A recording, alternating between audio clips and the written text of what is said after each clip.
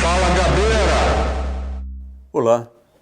A partir da semana que vem, o Brasil deve começar a falar muito sobre o controle das redes sociais. É que um projeto na Câmara dos Deputados começará a ser discutido. É um projeto que veio do Senado e a novidade da semana que vem é que o projeto da Câmara, que veio do Senado, vai incorporar uma série de sugestões do atual governo. E com essas sugestões incorporadas, vai-se realmente começar a se discutir o controle das redes sociais no Brasil. Eu ainda não comento o texto, porque eu vou esperar que ele seja apresentado de uma forma mais completa. Saber o que veio do governo, que será incorporado, aquilo que será mantido do velho projeto da Câmara. Mas, desde já, eu estou me preparando para poder entender esse projeto, para poder cotejar, para poder comparar com projetos de outros países e saber se a gente está avançando bem nesse tema, que é muito delicado. É muito delicado aqui e fora do Brasil. Em primeiro lugar, eu observo, através dos meus estudos, que é claro que vivemos num momento de muitas fake news. Vivemos num momento de muita desinformação. Inclusive, a época que nós vivemos é chamada de pós-verdade. A pós-verdade é essa época onde até governantes se sentem capazes de inventar uma realidade alternativa, de adotar uma chamada realidade alternativa. Antes de falar sobre os problemas que isso traz, eu quero lembrar apenas que a fake news, ou a desinformação, ela não é necessariamente só um trabalho de indivíduos. A gente não pode pensar que apenas são os caras dentro de um apartamento inventando notícias. Existe também a invenção de notícias por parte de governos. Tá? Não sei se vocês se lembram, quando Colin Powell, que era um secretário norte-americano, apresentou na ONU umas imagens das armas de destruição, as armas de destruição massiva do Iraque. Era tudo fake. Né? Essas armas não existiam. As fotos não correspondiam à realidade. Ele apresentou lá. Os russos também são muito conhecidos pelo trabalho que eles fazem nesse campo. Eles inventaram, ou pelo menos cunharam, né, a palavra desinformácia, que é esse projeto de desinformação, de apresentar uma série de notícias que são mais ou menos baseadas na realidade, mas te conduzem a ter uma ideia diferente da realidade. Eles têm também uma outra tática, chamada mais ou menos mascarada, né, que é de enganar, de camuflar a realidade, evitar que ela seja apresentada. E eles têm uma mais sofisticada ainda, que é uma técnica que chama controle reflexivo. O que é isso? Eles te municiam de uma série de notícias, que ele municia o adversário, de uma série de notícias para que ele compreenda que a única saída racional que ele tem é aquela que ele vai tomar. Mas acontece que as notícias te conduzem a uma saída racional que é de interesse de quem organizou e produziu essas notícias. Então, é um trabalho muito sofisticado que os governos fazem, e é um general russo que diz o seguinte, que a guerra de informação é uma guerra que existe permanentemente, até independente da guerra bélica mesmo, da guerra de armas, ela às vezes é mais eficaz do que a guerra que usa os equipamentos mais pesados. Portanto, é importante a gente saber que o processo de fake news, o processo de desinformação ganhou muito peso, a ponto, como eu disse, de estarmos vivendo numa época chamada pós-realidade, em que as pessoas inventam a sua realidade alternativa. Um caso muito importante foi quando o Trump se elegeu. Havia menos gente na posse dele do que na posse do Obama. Mas eles deram outro número, suplantando a posse do Obama, e disseram, bom, mas isso é a nossa realidade alternativa. Eu acho que é importante a gente definir, é claro, quais são os limites da fake news. Eu acho que isso vai ser feito. Por exemplo, um limite importante é você atingir o Estado de Direito, né? Outro que é muito claro, você incitar o ódio. Outro que é muito claro, você incitar a violência. Tudo isso eu acho que vai ser trabalhado na lei e talvez não seja muito complicado. O que se vai se discutir, e se discutiu muito na lei alemã de 2018, é exatamente o papel das plataformas sociais.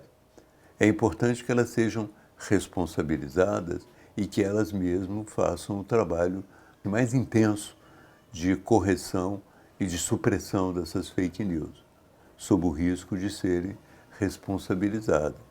Na lei alemã, eu estava lendo, a supressão de notícias consideradas falsas, ela se deu em 75% por iniciativa das próprias redes e 25% por iniciativa da lei, por força da lei.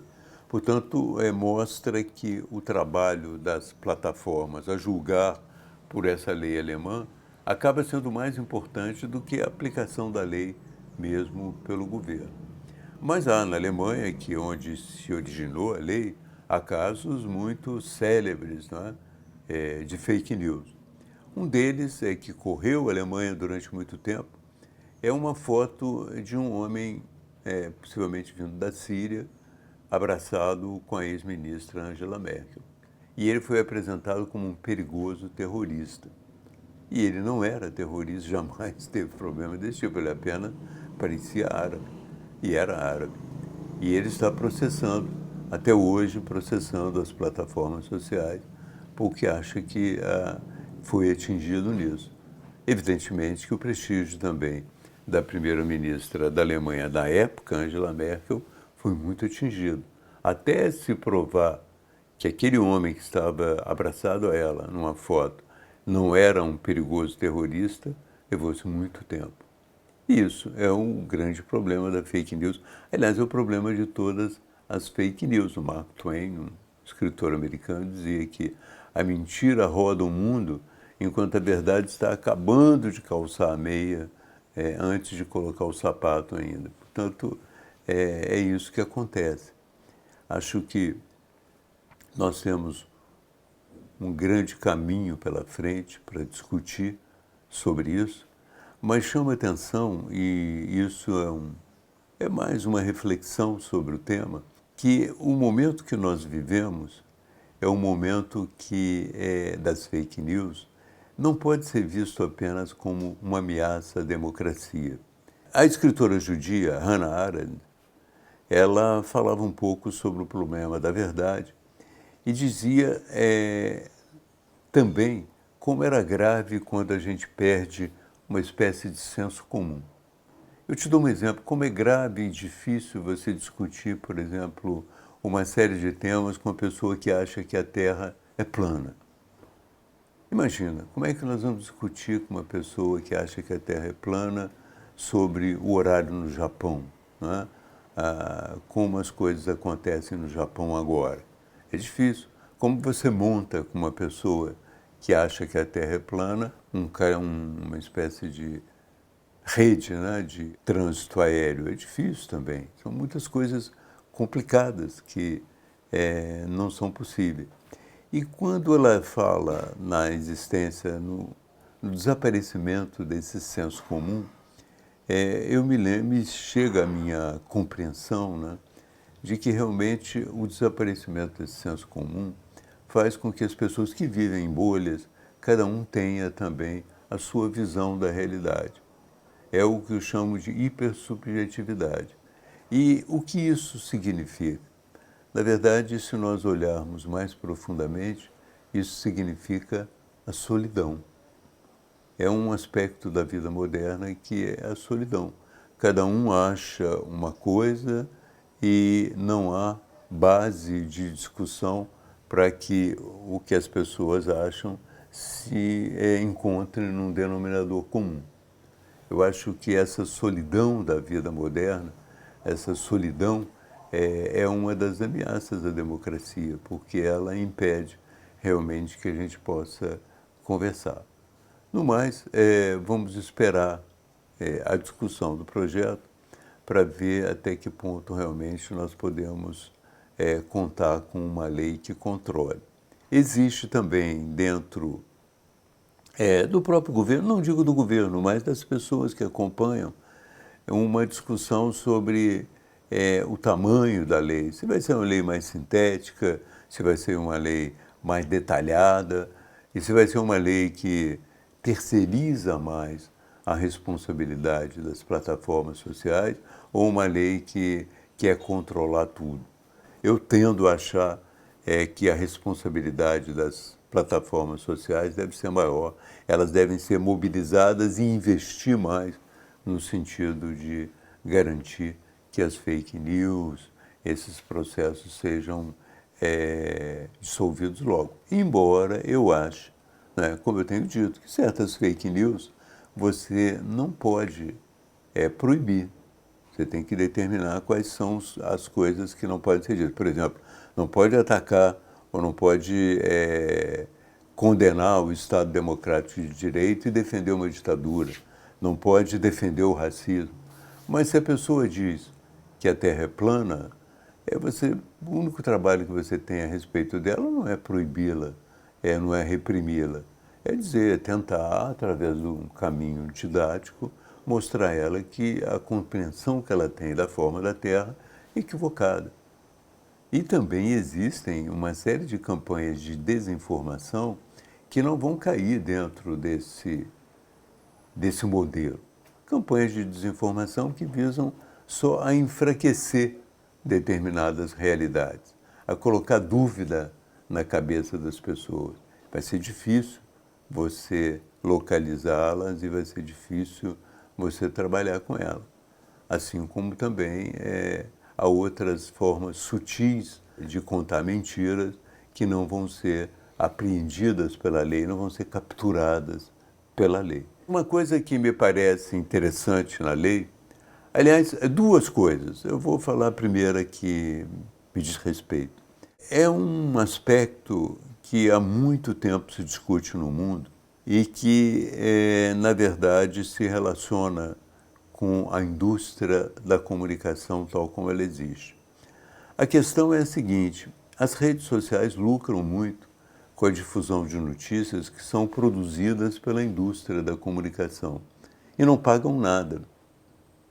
Então, existe nessa lei um dispositivo que obrigará as redes, as grandes plataformas que utilizam o material produzido pela indústria da comunicação a pagar uma parte pelo uso desse material. E até certo ponto é justo, porque se você examinar o que acontece na indústria da comunicação, uma parte do dinheiro que ela emprega em obter notícia, ela gasta. Mas ela gasta também uma outra parte no emprego em obter notícia para confirmar a veracidade, para conferir a veracidade daquela notícia.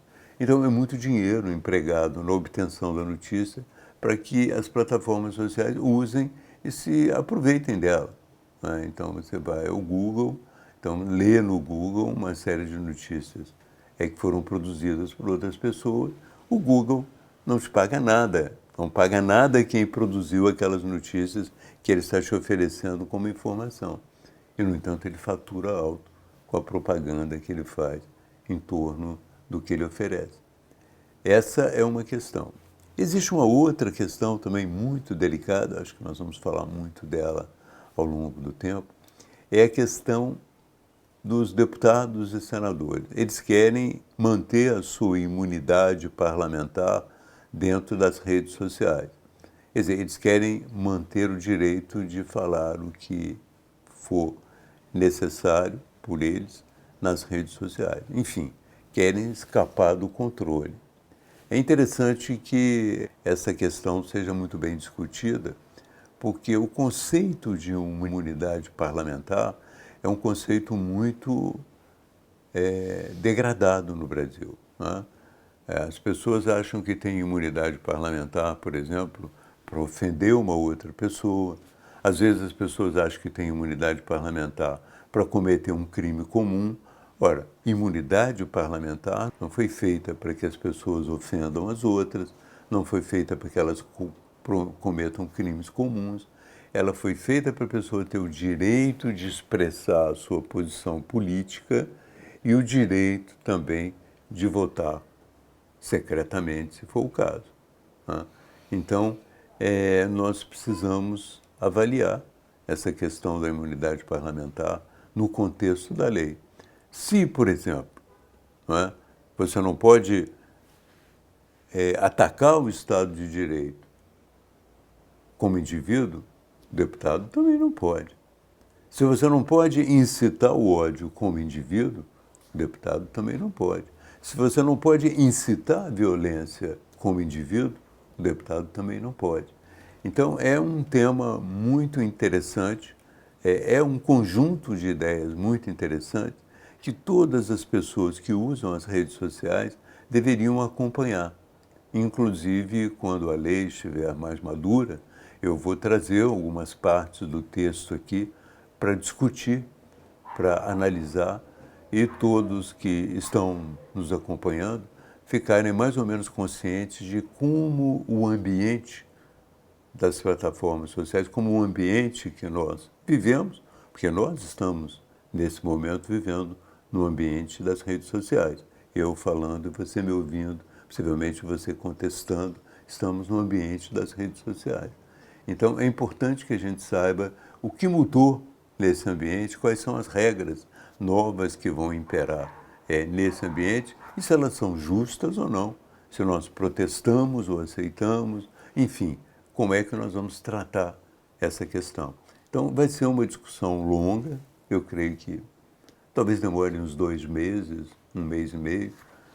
Vai haver muita também obstrução por parte da extrema-direita, porque a extrema-direita tem uma posição de que as plataformas não devem absolutamente ser reguladas por nada, que elas têm que respeitar a liberdade de expressão. Mas nós sabemos que a liberdade de expressão, já falei aqui sobre isso, ela tem limites. E os limites da liberdade de expressão são os limites já também dados pela lei. Nós sabemos, por exemplo, que o racismo é proibido.